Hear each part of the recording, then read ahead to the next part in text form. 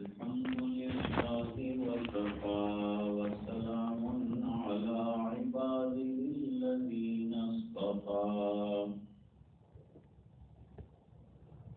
أما بعد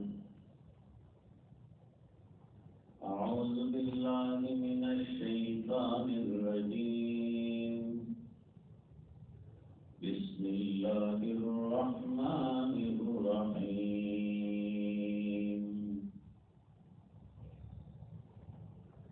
ولمن صبر وغفر فإن ذلك لمن عزم الأمور صدق الله العظيم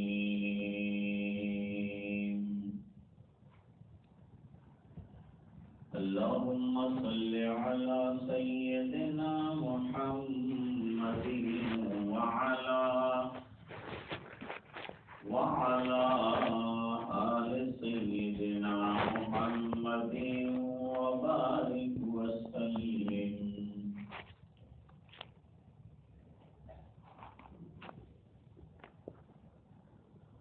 بزرگوں اور بھائیوں، موجودہ دور میں ہر طرف مسلمانوں کی ایک ہی شکایت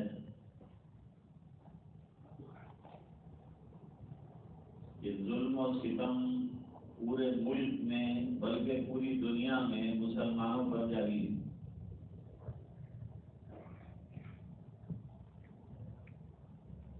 نظر بھی آ رہا ہے اور اخبارات کے ذریعے سے پتہ بھی چلتا ہے.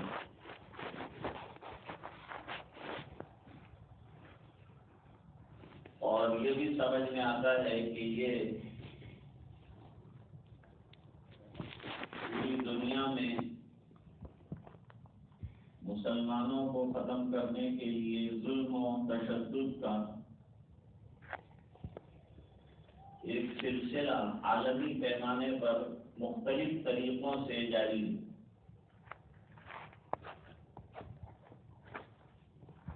ایسی صورتحال میں مسلمان کیا کریں؟ ان کو کیا طریقہ کار اختیار کرنا چاہیے؟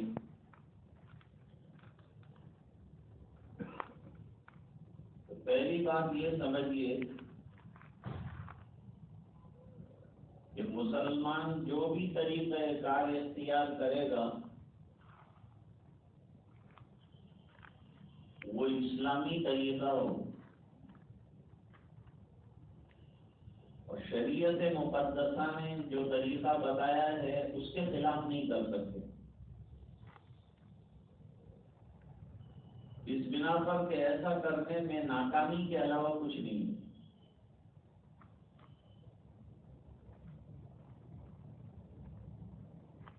سرکار کی تشریف آوری کے بعد تاریخ اسلام کے دو دور گزرے ہیں.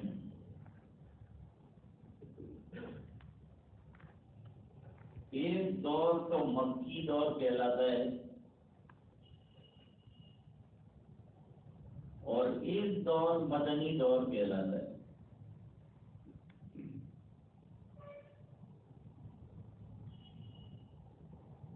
مکی دور حالات کا دور ہے اور حالات کا عالم یہ ہے کہ مسلمان انگلیوں پر گنے جانے والے ہیں اور مخالفین کی تعداد بے شمار ہے.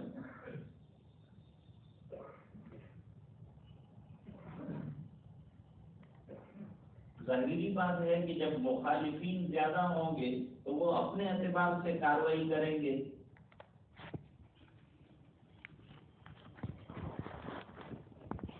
اور جو مائنورٹی میں جو لوگ ہوں گے وہ دب جائیں گے.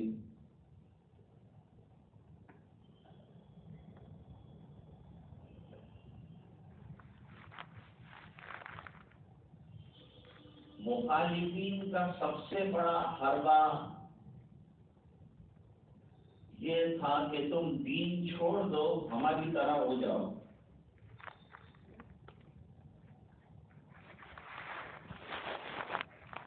مشرکین نے حضور پاک صلی اللہ علیہ وسلم سے بھی کہا تھا کہ ہم لوگ کمپرومائز کر سکتے ہیں،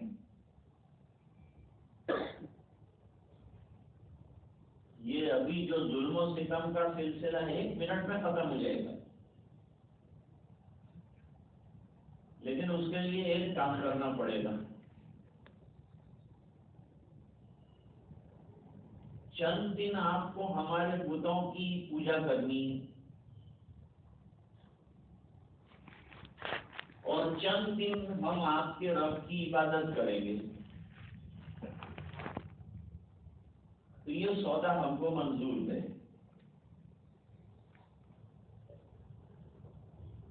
اس پر اللہ تعالیٰ نے قرآن کریم کے اندر سورت اتاری، ارشاد فرمایا قُلْ يَا أَيُّهَا الْكَافِرُونَ لَا أَعْبُدُ مَا تَعْبُدُونَ وَلَا أَنْتُمْ عَابِدُونَ مَا أَعْبُدُ۔ نبی آپ کو یہ بات کہنی پڑے گی کہ اے مشرکین، تم جو پرپوزل لے کے آئے وہ اس پر میں عمل نہیں کر سکتا، میں تو ایک اللہ کی دعوت دیتا ہوں۔ تو یہ دعوت کا کیا ہوگا؟ جب میں آپ کے مندر میں آ کے پوجا بھی کروں گا تو لوگ کہیں گے یہ کیسی دعوت، کہ خود اس کی مخالفت۔ تو میں توحید کا علمبردار بھی ہوں، میں توحید کا داعی بھی ہوں، میں توحید کی دعوت دینے والا نبی بھی ہوں، لہذا میں یہ جھنڈا اور یہ طریقہ اور اپنی دعوت کو کبھی بھی نہیں چھوڑ سکتا، نہ آج نہ آئندہ۔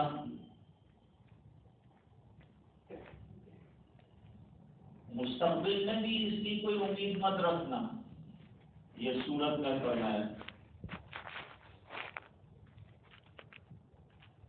اور ابھی صورت حال یہ ہے کہ مقابلے کی مجھے اللہ کی طرف سے اجازت نہیں ہے۔ لَكُمْ دِينُكُمْ وَلِيَ دِينِ،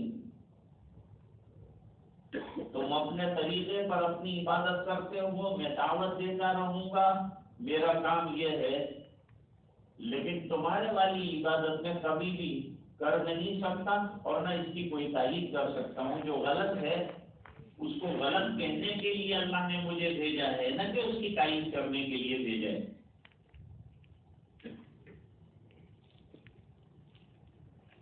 ہندوستان میں بھی ایک سیاسی جماعت نے مسلمانوں کو آفر کیا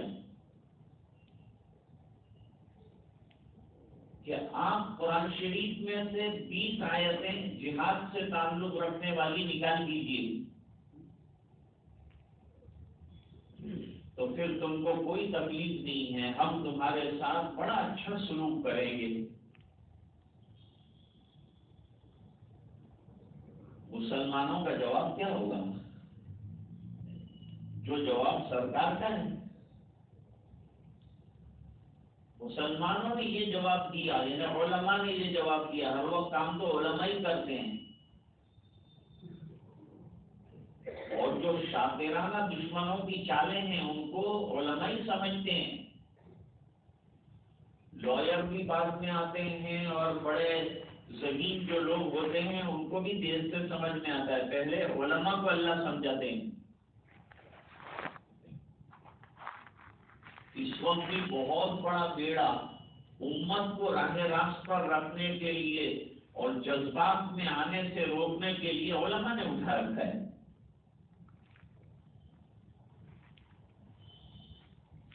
تو علماء نے کہا کہ قرآن کریم کا ایک نقطہ ادھر سے ادھر کرنے کا ہم کو حق نہیں ہے، تو آیتیں نکالنے کا حق ہم کو آیا کہاں سے؟ اب رہ گئی یہ بات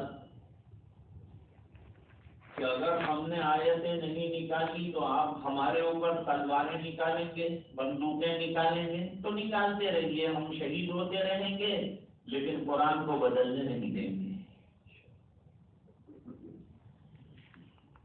دین ہمارا بنایا ہوا نہیں ہے کہ ہم آپ کو پرمیشن دے دیں کہ ہمارے دین میں جس طرح سے چاہیں آپ چینج کر سکتے ہیں۔ دین اللہ کا دیا ہوا ہے، لہذا تغیر اور چینج کرنے کا حق بھی اللہ ہی کو ہے۔ لوگ پوچھتے ہیں مولانا اس وقت کیا کرنا چاہیے؟ ہم ایک ہی بات کرتے ہیں کہ ہمارے سامنے سرکار کا مکی دور ہے، اس کو اپنے سامنے رکھنا چاہیے۔ اب ایک چھوٹا سا واقعہ دلیل کے طور پر آپ کے سامنے پیش کرتے ہیں۔ جمعہ کے دن کوئی لمبی اور طول اور طویل تقریریں کرنا یہ ممکن بھی نہیں ہے، اور لمبی تقریریں سننے کی امت متحمل بھی نہیں ہے۔ شارٹ اینڈ سویٹ جو میسج دینا ہے وہ دیا جا سکتا ہے 5 منٹ میں بھی، اور اس کو پھیلایا جائے تو 2.5 گھنٹے بھی ہوتے ہیں۔ میرے والد صاحب کا کوئی بیان 45 منٹ سے زیادہ نہیں ہوتا تھا۔ اصل میں کھانا تو بہت رکھا ہوتا ہے، لیکن آدمی کے اندر ہضم کی طاقت ہو اتنا ہی اس کو کھانا ہے۔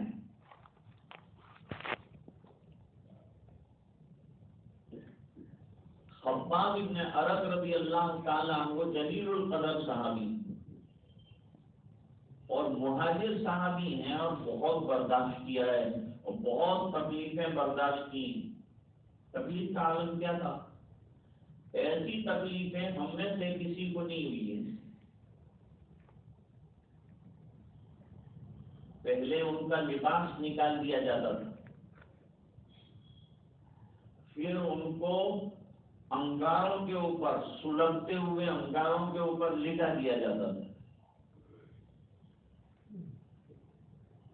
اور انگارے پہلے چمڑے کو جلاتے تھے، پھر گوشت کو جلاتے تھے، پھر چربی پگھلنا شروع ہوتی تھی، اور چربی وہ انگاروں پر ٹپکتی تھی، جس کی وجہ سے انگارے بجھ جاتے تھے، تو ظلم و ستم ختم ہوتا تھا۔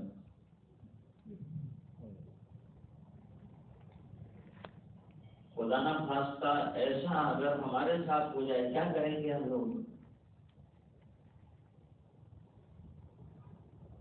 اللہ کرے کہ ایسا زمانہ نہ آئے، لیکن جو حالات ہیں وہ سنگین ہیں۔ ہماری سننے والا کوئی نہیں، اور ایک سننے والا تھا، اس کو ناراض کر کے رکھا ہے۔ ہماری سننے والے ان ربی لسمیع الدعا، ہماری سننے والے صرف اللہ ہیں، تو اللہ جب سنیں گے جب ہم ان کے بندے بن جائیں گے، تو ہماری شان بندگی میں بڑا فرق آ گیا۔ رمضان سے پہلے سیلاب مسجد میں آیا تھا، رمضان کے بعد اس کے اندر کمی آ گئی۔ اب نمازی صبح میں تلاش کرنا پڑتے ہیں، انگلیوں پر گنے جانے والے صبح میں نمازی ہیں۔ کیوں؟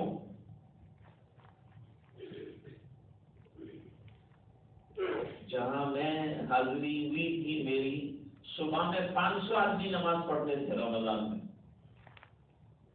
رمضان کے ختم ہونے پر 2 صفیں ہو گئی، باقی کی صفیں غائب کہاں ہوئی؟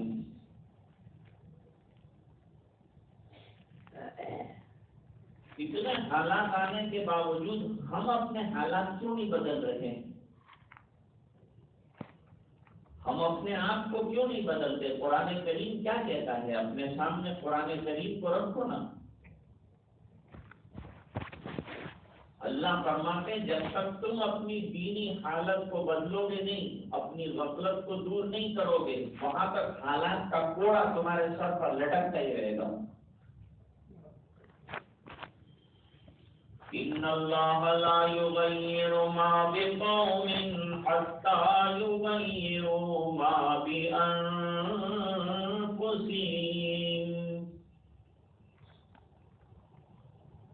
آج سب سے زیادہ ضرورت یہ ہے کہ سامنے والے ظلم ختم کریں، اس کے لیے ضرورت یہ ہے کہ ہم عمل کریں۔ وہ مسجدوں سے نکالنے والے اعمال پر ہم کو لا رہے ہیں، ہم کو مسجد آباد کرنے والی محنت پہ آنا پڑے گا۔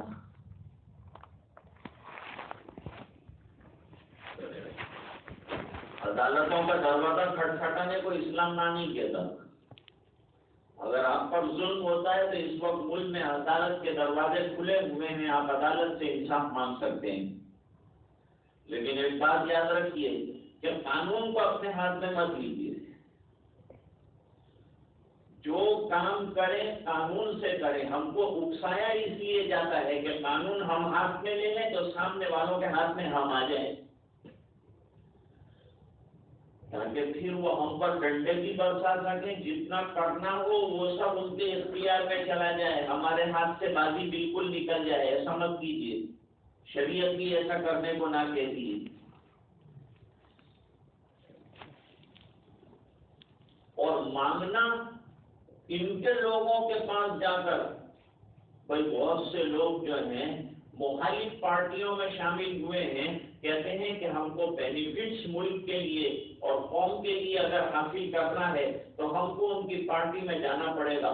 ان کی پارٹی کا مینیفیسٹو یہ ہے کہ مسلمانوں کو ختم کرو۔ آپ کا اس میں جانا اس بات کی علامت ہے کہ آپ بھی مسلمانوں کو ختم کرنے میں شامل ہیں۔ شاہ عبدالعزیز صاحب محدث دہلوی رحمۃ اللہ علیہ نے انگریزوں کی فوج میں بھرتی ہونے کو ناجائز قرار دیا تھا، اس بنا پر کہ وہ فوج کو لڑاتے تھے مسلمانوں کے خلاف، تو مسلمان کو مارے گا، یہ تو حرام ہے۔ ایک مسلمان کا دوسرے مسلمان کے اوپر تلوار اٹھانا، ہتھیار اٹھانا جائز نہیں ہے۔ اور وفاداری کی جہاں تک بات ہے، الحمدللہ اس ملک میں ہم وفادار ہیں، اور پوری دنیا میں جہاں رہے ہماری وفاداری کا گیت گایا جاتا ہے، کیونکہ ہم کو کلمے نے وفادار بنایا ہے۔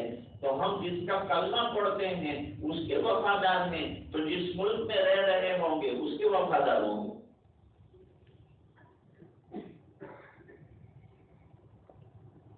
ابھی امرناتھ یاترا پر حملہ ہوا تو رپورٹروں نے مجھ سے پوچھا آپ کا کیا خیال ہے، یہ جو ہوا وہ کیسا ہوا؟ میں نے کہا یہ جو ہوا برا ہوا، اس کو کون اچھا کہتا ہے؟ یہ جنہوں نے کیا غلط کام کیا کہ انوسنٹ پیپل کے اوپر حملہ کیا، اسلام اس کی اجازت نہیں دیتا، لیکن یہ ثابت بھی تو ہو جائے کہ یہ مسلمانوں نے ہی کیا ہے، کہ کیا کسی اور نے اور ہمارے سر پہ تھوپا جا رہا ہے، تو ایسا ہوتا رہا۔ اور بھائی جو لوگ رپورٹ لینا چاہتے ہیں، امرناتھ یاترا پہ حملہ ہوا اور اتنے لوگ مارے گئے، تو ہمارے بھی 65 لوگ مارے گئے، لیکن کوئی رپورٹر نے ہم کو نہیں پوچھا کہ تمہارا اس میں کیا خیال ہے۔ بات تو دونوں طرف سے ہونی چاہیے نا۔ خیر یہ سیاسی مسئلہ نہیں ہے جو میں آپ کے سامنے ذکر کر رہا ہوں، یہ خالص دینی مسئلہ ہے، اور امت کو رہنمائی جو ہے وہ کرنی ہے، اور کیسے ان کو چلنا ہے وہ بتانا چاہتا ہوں میں آپ کو۔ اینڈ اٹس ویری سمپل، دین پورا آسان ہے۔ وہ راستے پر چلتے رہیں گے تو انشاءاللہ بالکل شانتی اور اطمینان رہے گا، اور یہ راستہ چھوڑا تو پریشانی اور حالات کے علاوہ کچھ نہیں آئے۔ خباب بن عرط رضی اللہ تعالیٰ عنہ نے حضور پاک صلی اللہ علیہ وسلم کی دربار میں بیت اللہ کے اندر حضور بیٹھے ہوئے ہیں، دیوار سے ٹیک لگا کر وہاں حاضری دی، اور ظلم سے پریشان ہو کر، حیران ہو کر، تنگ آ کر کہاں جاتے تو آقا کے دربار میں آئے تو سرکار آپ کے کہنے پر اور یقین کے ساتھ ہم نے اللہ کا نام لیا ہے، کلمہ پڑھا ہے، لیکن یہ کلمے کے بعد کے جو حالات ہیں وہ آپ کے بھی سامنے ہیں، ہمارے بھی سامنے ہیں۔ ظلم اتنا کر دیا، اتنا کر دیا، تو کیا سرکار آپ مقابلے کی اجازت نہیں دیتے ہم کو؟ کم سے کم ہم ڈیفینڈ تو کر سکتے ہیں نا۔ ہم لوگ آفینس نہیں کریں گے، یعنی سامنے سے حملہ تو نہیں کریں گے، لیکن کم سے کم سامنے والا مارے تو ہم بچاؤ کے لیے مقابلہ تو کر سکتے ہیں نا، اپنی جان کو بچانے کے لیے تو کچھ کر سکتے ہیں۔ اب سرکار جواب دینے کے لیے ٹیک لگا کر بیٹھے تھے تو سیدھے بیٹھ گئے،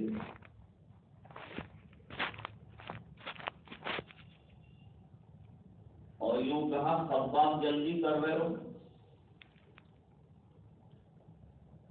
ابھی تو بہت حالات آنے ہیں۔ ارے سرکار کم حالات آئے ہیں کہ ابھی اور حالات آ رہے ہیں، لیکن یہ صحابی ہیں، یہ عاشق رسول ہیں، اس بنا پر یہ سوال نہیں کیا کہ یہ حالات کم ہیں کہ اور حالات کی آپ خبر دے رہے ہیں۔ اگر ہم لوگوں سے کہتے ہیں تو وہ لوگ یہی کہتے ہیں کہ تم تو مروا ڈالو گے ہم کو۔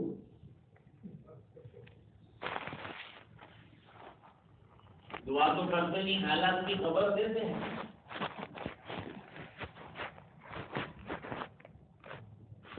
اچھا خباب، پہلے والی امت کے حالات تمہارے سامنے رکھ دوں۔ پہلے والی امت پہ حالت یہ آئی کہ کلمہ پڑا تو اس کا ان کو بدلہ چکانا پڑا۔ ہر زمانے میں کلمہ تو رہا ہے نا، اور یاد رکھو کلمے سے مراد حق ہے، جو نبی آتا ہے حق لے کے آتا ہے، اور جو قبول کرتے ہیں وہ حق والے ہوتے ہیں، اہل حق ہوتے ہیں، اولو الحق۔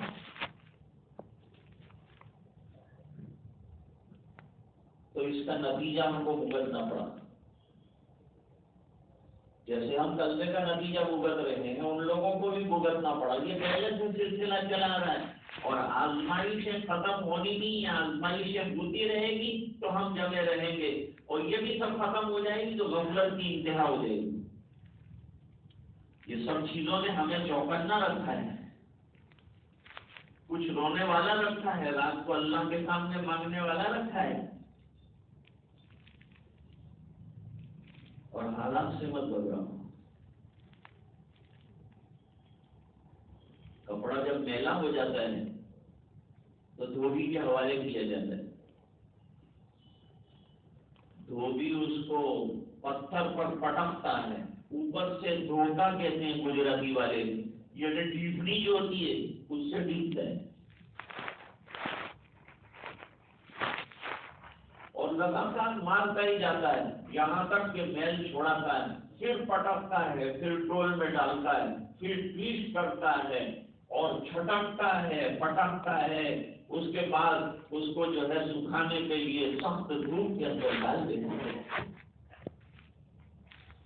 اور یہ جب سب ختم ہو جاتا ہے تو گرم گرم استری اس کے اوپر گھماتا ہے، یہ دلہا کا لباس بن جاتا ہے۔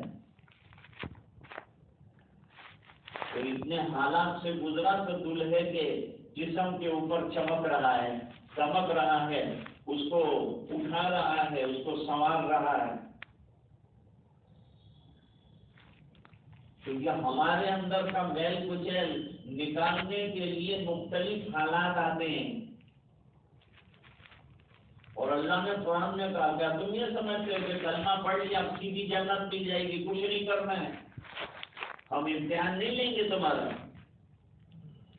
تو امتحان کا آنا طے ہے، جب بچہ اسکول میں داخل ہوتا ہے امتحان دینا ہے، امتحان دے گا تو کیا ہوگا؟ پرموشن آئے گا کامیابی کے اوپر، نہیں تو موشن آئے گا۔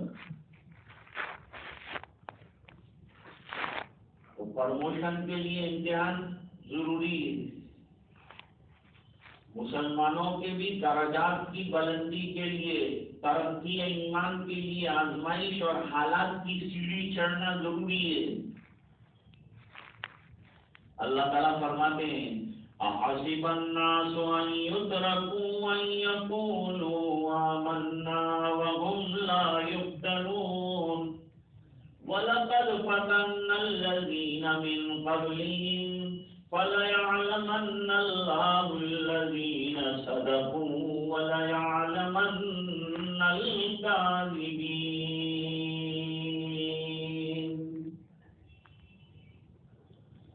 اگر آزمائیں گے نہیں تو سچوں کا اور کچوں کا پتہ کیسے چلے گا؟ جھوٹا کون ہے؟ دعوے تو سبھی کرتے ہیں نا، لیکن یہ دعوے میں سچا کون ہے اور جھوٹا کون ہے اس کا پتہ امتحان کے ذریعے سے چلتا ہے۔ کلاس میں ذہین کون ہے، غبی کون ہے، کمزور کون ہے، یہ پتہ امتحان کے ذریعے سے چلتا ہے۔ اس لیے علماء نے فرمایا امتحان مانگنے کی چیز نہیں ہے۔ ایک صحابی دعا کر رہے تھے اللہ مجھے صبر دے دے، حضور نے فرمایا صبر کا مانگنا مصیبت کا مانگنا ہے۔ صبر کب کرے گا آدمی؟ جب مصیبت اور حالات آئیں گے۔ تو صبر مت مانگ، تو سرکار مانگوں کیا؟ فرمایا عافیت مانگ۔ مانگنے کا طریقہ بھی نبی نے بتا دیا کہ مانگنا ہے اللہ سے تو کیا مانگنا ہے۔ تمہیں تو مانگنے کا طریقہ بھی نہیں آتا تو میں بتاؤں گا کہ مانگنا کیا ہے تو تم مانگو گے، ورنہ تمہیں مانگنا بھی نہیں آتا۔ اس لیے سورہ فاتحہ کے اندر سب سے بڑا مانگنے والا سلسلہ بتا دیا کہ ہم تم کو بتاتے ہیں یہ مانگ لو تو سب مل گیا۔ اہدنا الصراط المستقیم،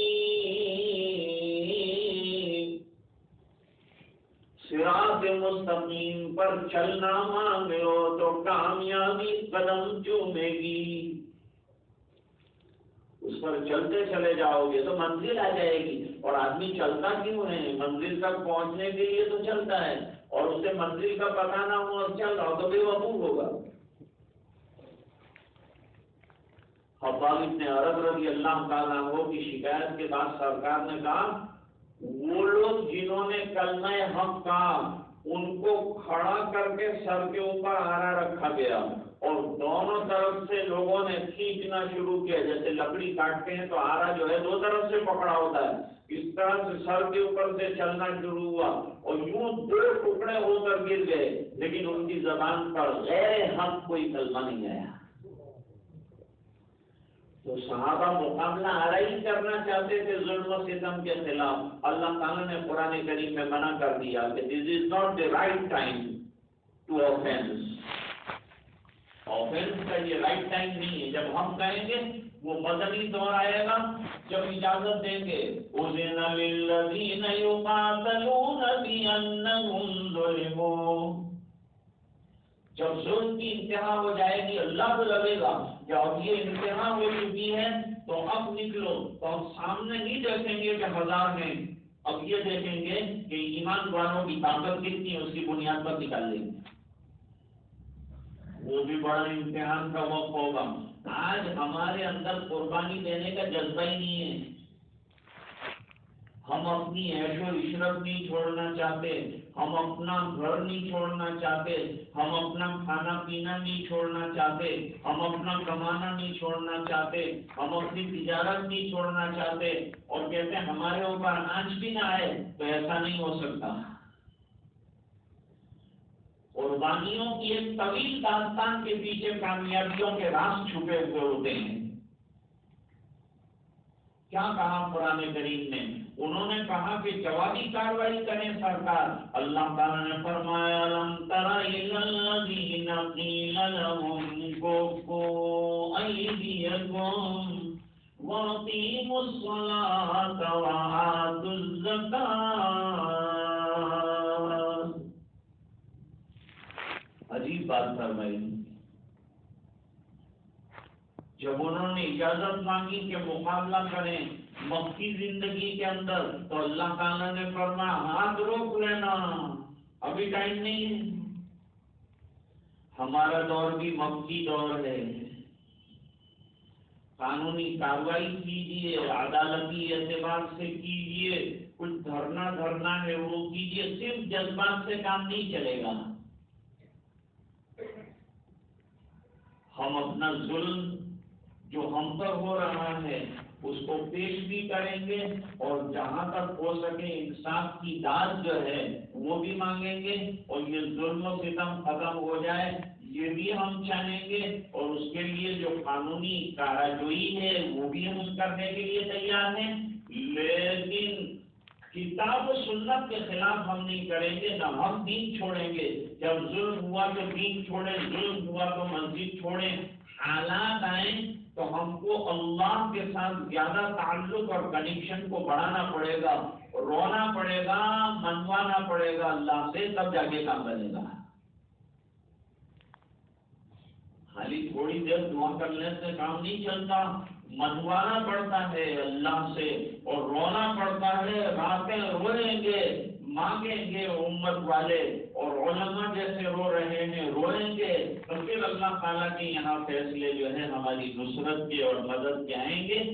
جب تک ہمیں صبر سے کام لینا ہے، اللہ تعالیٰ فرماتے ہیں جس نے صبر سے کام لیا اور غفر سے کام لیا، یعنی وہ عفو درگزر کرتا رہا، سامنے والے ظلم کرتے رہے، نتیجہ یہ ہوگا کہ یہ بڑا کام ہے، اور صبر کرنے والوں کا اجر بھی بے مثال ہے۔ نبی کریم صلی اللہ علیہ وسلم نے فرمایا خطاب یہ دن گزر جائیں گے، یہ ظلم و ستم بھی سر سے گزر جائے گا برداشت کرنے کے بعد، اور دن ایسا آئے گا کہ تم یہ سمجھتے ہو کہ ظلم سے مٹ جائے گا حق، تو حق مٹنے کے لیے نہیں آتا، حق دب سکتا ہے، مٹ نہیں سکتا ہے، اور دبنے کے بعد جب ابھرے گا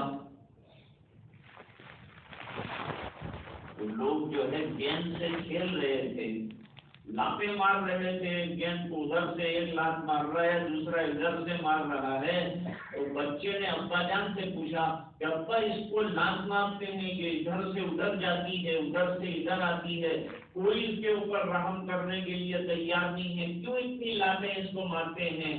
ابا نے کہا یہ اندر سے خالی ہے اس لیے لات مارتے ہیں، اس کو بھر دیا جائے تو لات مارنے والوں کے برابر آ جائے، پھر وہ لات نہیں ماریں گے۔ تو آج ہم کو لاتیں ماری جا رہی ہے، کیوں؟ اس بنا پر کہ ہم اندر سے کھوکھلے ہو چکے ہیں۔ لوگوں کو معلوم ہے کہ ایک ریلی نکالیں گے، ایک دھرنا کریں گے، ایک مضمون لکھیں گے تو گھر میں بیٹھ جائیں گے۔ صحابہ کرام اخیر تک لڑتے رہے، مقابلہ کرتے رہے، نہ صبر کا دامن چھوڑا، نہ سنتوں کا چھوڑا، نہ احکام کا چھوڑا، نہ مسجد کا دروازہ چھوڑا، نہ اللہ کا دروازہ چھوڑا۔ اخیر میں اللہ کی مدد آئی، اور کتنے سال گزرے تب جا کر فتح مکہ کا موقع آیا۔ حضور نے فرمایا ختم نہیں ہوگا دین، یمن سے نکلے گی عورت صنعا تک جائے گی تنہا تنہا، اسلام کا پرچم لہرا رہا ہوگا، اور راستے میں اس کو کوئی تکلیف دینے والا نہیں ہوگا۔ آج مرد بھی سفر کر پا رہا ہے، ایسے حالات ہیں، انشاءاللہ وہ دن آئے گا جو نبی کریم صلی اللہ علیہ وسلم نے اسلام کی برتری اور اس کی بلندی کو بیان فرمایا ہے۔ اسلام کی فطرت میں قدرت نے لچک دی ہے، اتنا ہی یہ اٹھے گا جتنا کہ دبائیں گے۔ واقعہ